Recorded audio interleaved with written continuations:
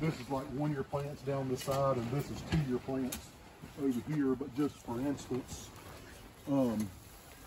you see the root system on that plant? Oh yeah. How extensive that is. Right. You know, size wise. And you can keep them hilled in like that until they start leafing out, and then you really got to put them. Yeah, I mean, I even, you know, have something in the ditch out there that goes over the whole summer. Oh, really? And then I reuse it. But ideally, you want to have planted this by the time they're getting ready to break bud. Right. Dean Family Acres.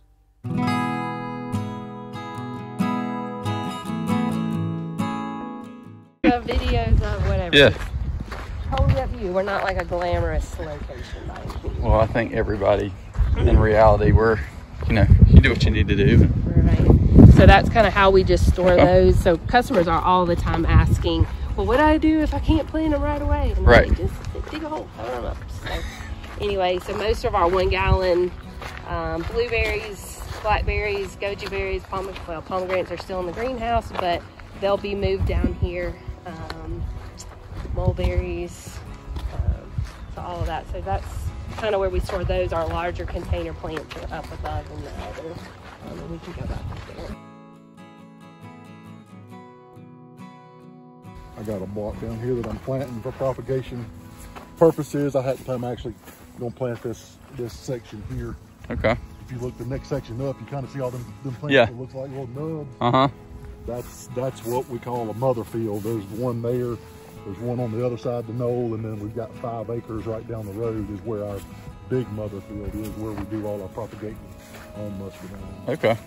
So when you do the propagating, you don't have to do the trellis and all that kind of stuff? No, okay. Not. I mean, people that...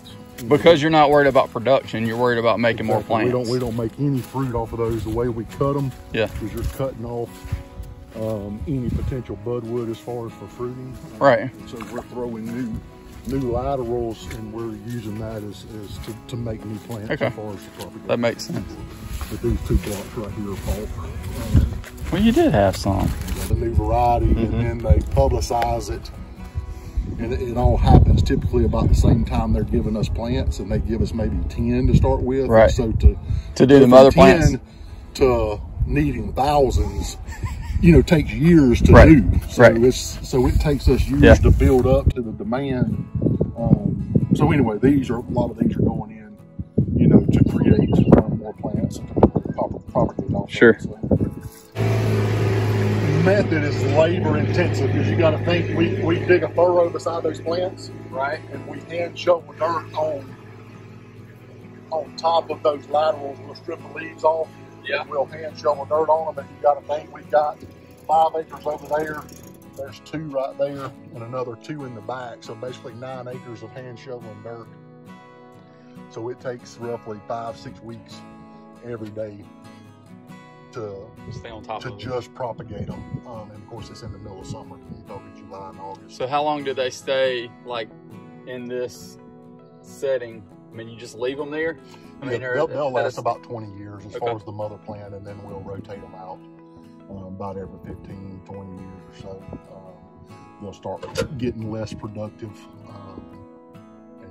We're actually in the process of moving the mother field back here to the nursery, so we don't have that commute. We don't have a whole lot of them left for the season, but these rolls or bundles are actually 26 plants, but 25 is what we count them as. But if a winery calls us and say, hey, I need 1,000 Noble, which is the most widely planted black variety for wine production, and then Carlos is the most widely planted bronze for production as far as wine production. They'll call us and say, hey, we need 1,000 plants, so we'll come out and we'll pull up, you know, 1,000 plants, put them in a box and ship them to them UPS, or some wineries will come and pick up, or we will deliver. And you see how tall they are. We talked about how they're not being branched and they're more of a whip. So that basically, by the time they plant it, they basically can cut that and get it on the trellis. You know, and it's right at it. Yeah. Plant. So, and this is our 2-year plant here, which is not necessarily accurate, but it's a grading system. Basically, a 2-year plant is a number 1 plant. A 1-year plant is a plant that graded off as a number 2 plant. So it's not as big. So like these smaller ones here, would that be considered, or is it kind of? It's considered a 2-year plant based off the size and the way the size of the roots, the root ball on them. Now, if you've done a 1-year, I'll take you down and show you what we consider a 1-year plant, even though it's a number 2 grade.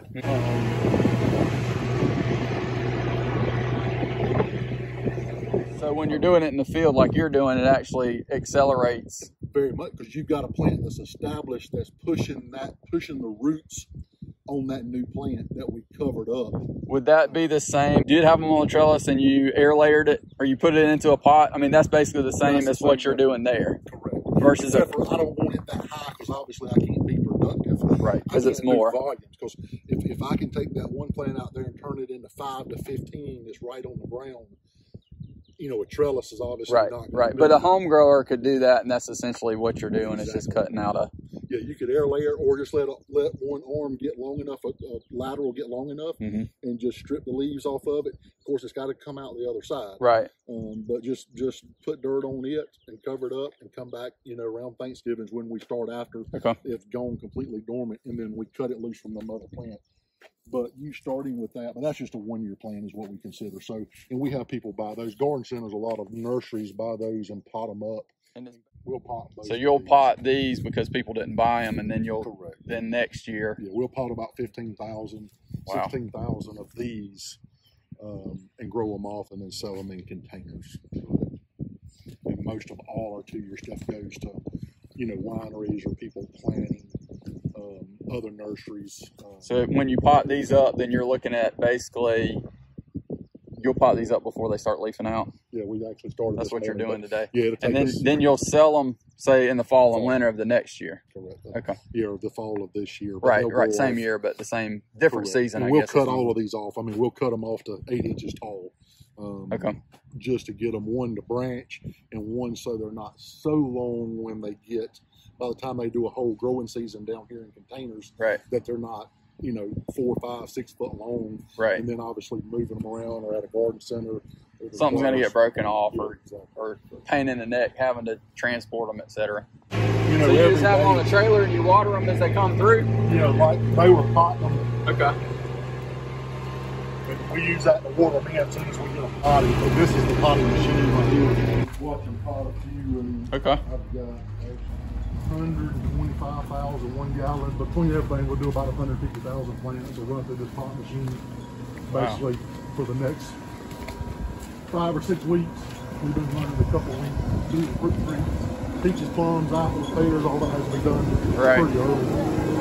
Now, do y'all usually just supply like other home and garden centers? Yeah, all over the Southeast. I mean, we go. Not big box stuff though, just mainly. We don't do anything that requires a SKU number. But after they're shaking it down, packing it down, it goes out, and then we go through that water like we said, just the water. And they go through the bed and clean all the stuff.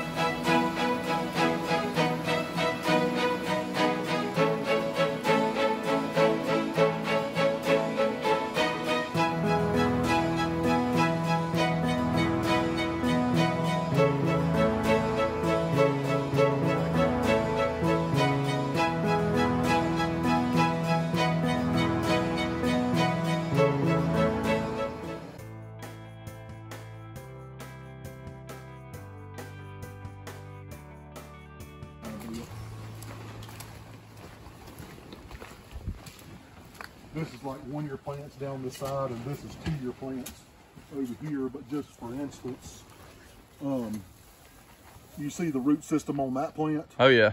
How extensive that is. Right. You know, size wise. And you can keep them healed in like that until they start leafing out, and then you really got to put them. Yeah, I mean, I even, you know, have some in the ditch out there that goes over the whole summer. Oh, really? And then I reuse them. But ideally, You want to have planted this by the time they're getting ready to break bud. Right. But if you come over here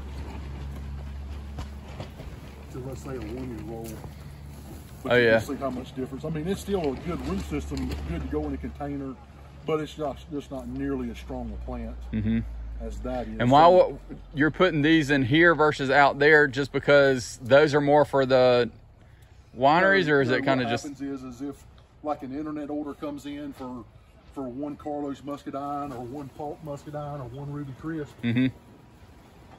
they can come out here and there's a roll. There's every plant in here that's out there. They're just in mass out there. So here you've just got kind of. Yeah, if they needed 1 Nesbit, they would come here and take 1 Nesbit out of this roll. This is your grocery store. Out there is your warehouse. Correct. Kind of same scenario there. I mean, it's nothing fancy. Of course, you see all the weeds and everything. Hey, but you do what you make it work. So that's just different trees and blackberries and different things that are healed in where they brought them in here, got 1 or 2 plants out, and just heal them in. Which, see how much further along they are in this greenhouse. Right. And we've been potting fruit trees for a couple of weeks now. We're on the tail end of that, so there's not a whole lot in here left right now.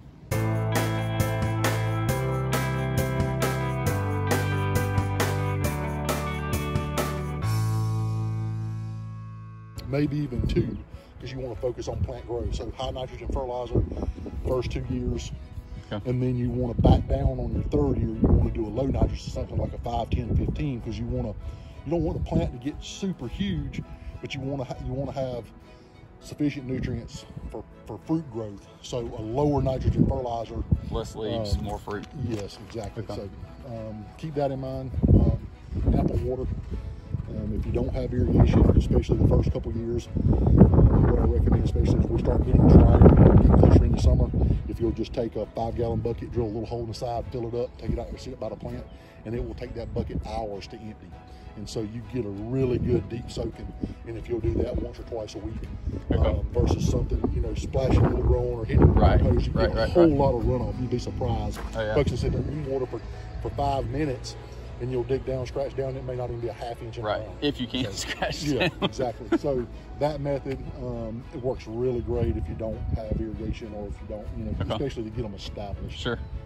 The first year, that plant growth is super important to get it filled out on the trellis. You get it up on or get it upright. If you don't reach the trellis, keep everything stripped on that trunk off the first year, except for those last 8 or 10, 12 leaves. Okay. If it gets to the trellis, tip it, let it start pushing those 2. Anything it wants to put on below that, make sure you come through twice a week. You'll be surprised how quick it puts back on. And how often do you recommend with the fertilizer? I mean, light applications is better than 1 heavy application. I would fertilize them 3 times, 6 weeks apart. I would do them right now when you planted them. Top dress them with a light amount, and I mean a light amount. I'm saying like a top of an aerosol can, paint can, about half full or 3/4 full. Just drizzle in a fairly big area, 10 or 12 inches. You don't want it up against it.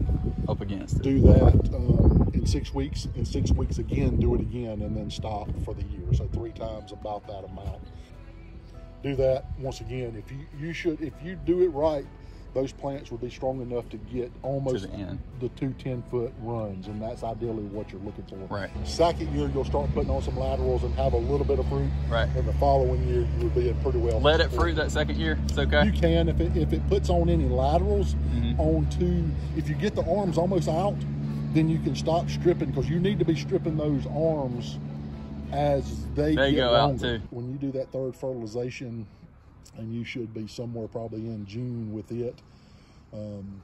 As we get deeper into summer, you may want to not quite push it quite as hard as you start getting closer to fall, so that it can kind of harden off, so you don't have a lot of good small tender growth, because it's going to die off or get killed by a winter freeze. So you can kind of just, once you start getting late August, just let it do what it's going to do from there on out. Okay. All right. Well, I appreciate it. Hey guys, thanks so much for watching, and appreciate Bottoms Nursery for spending the time with us and allowing us to see their operation. It was a trip of a lifetime. Don't forget, like, share, and subscribe, and ring that bell like Mike Tyson did in the 1980s. Y'all have a blessed day.